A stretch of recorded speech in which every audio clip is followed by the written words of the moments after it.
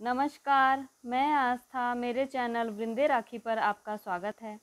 आज मैं आपको बताऊंगी जगन्नाथ भगवान की मूर्तियों के बारे में। ये मूर्तियाँ ऐसी विशेष दिखाई क्यों देती हैं और ये पूरी बनी हुई क्यों नहीं लगती हैं। तो चलिए आगे हम बात शुरू करते हैं। है कि जब भगवान कृष्ण ने अपना शरीर छोड़ दिया तो बलराम जी उनके शरीर को लेकर समुद्र में कूद जाते हैं और उनके पीछे सुभद्रा भी समुद्र में कूद जाती है। भगवान कृष्ण की अस्थियां गली नहीं और समुद्र में बहती रही। उसके बाद एक राजा हुए हैं जिनका नाम इंद्रद्युम्न था। उनको एक बार सपना आता है। सपने में देवता कहते हैं कि समुद्र के पास जाना, तुम्हें भगवान कृष्ण की अस्थि मिलेगी जो काष्ठ के समान किसी लकड़ी की तरह दिखाई देगी। उसे तुम ले आना और लकड़ी की 3 मूर्तियां बनवाना, भगवान कृष्ण की, बलराम की और उनकी बहन सुभद्रा की। और समुद्र से मिले उस काष्ठ को भगवान कृष्ण के प्रतिमा के अंदर रखवा देना और तीनों मूर्तियों की स्थापना करवा के विशेष प्रकार से उनकी पूजा अर्चना करना।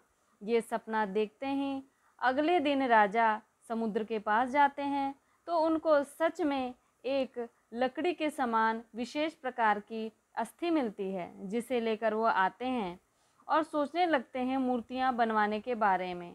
तभी विश्वकर्मा एक बूढ़े बढ़ई का रूप लेकर उनके पास आते हैं और कहते हैं, मूर्ति मैं बनाऊंगा, लेकिन मेरी एक शर्त है। जब मैं मूर्ति बनाऊं तो मुझे कोई परेशान ना करे। जब तक मूर्ति पूरी ना हो जाए कोई भी उसे देखने नहीं आएगा और मैं अकेले ही एकांत में मूर्ति बनाऊंगा। राजा ने कहा ठीक है, और विश्वकर्मा भगवान मूर्तियों का निर्माण करने के लिए एक रूम में बंद करके कमरा, उसमें मूर्ति बनाने लग जाते हैं। तभी रानी सोचती है कि बहुत दिन हो गए हैं बिना खाए पिए और इस प्रकार वह काम कैसे कर रहे होंगे। अपनी चिंता राजा को बताती है। राजा भी बड़े दिनों से व्याकुल थे क्योंकि बहुत समय हो गया था और मूर्तियाँ बनी या नहीं कुछ समझ में नहीं आ रहा था। राजा ने जब द्वार खुलवाया तो विश्वकर्मा भगवान वहाँ से गायब हो गए और लकड़ियों से बनी हुई 3 मूर्तियाँ प्राप्त हुईं जो कि अधूरी थीं।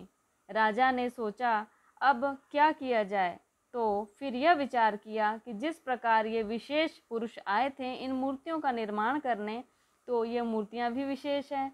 उसी में भगवान कृष्ण के काष्ठ को रखवाकर पूजा अर्चना स्थापना शुरू हो गई।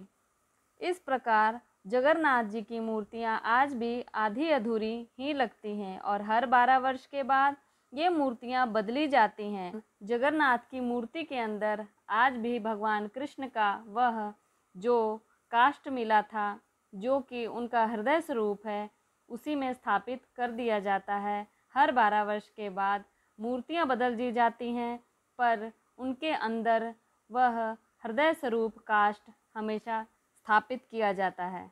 और मूर्ति के अंदर से जब उनका हृदय स्वरूप निकाल कर दूसरी मूर्ति में रखा जाता है तो ये प्रक्रिया करने वाले के आँखों पर पट्टी बंधी होती है और उनका बताना है कि उसे छूने से ऐसा लगता है जैसे किसी के दिल को हाथों में ले लिया हो, जो कि धड़क रहा हो, पंप कर रहा हो, कि भगवान जगन्नाथ के रूप में भगवान कृष्ण सदा ही हमारे बीच में स्थापित हैं।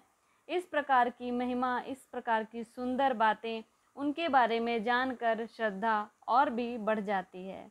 तो ये तो थी भगवान जगन्नाथ के मूर्तियों के बारे में जानकारी। अगली वीडियो में मैं आपको बताऊंगी जगन्नाथ जी की यात्रा के बारे में, उनकी यात्रा से जुड़ी जो कहानियां हैं, जो कथा है, किस प्रकार से उनकी यात्रा शुरू हुई और क्या कारण उसके पीछे बताया जाता है।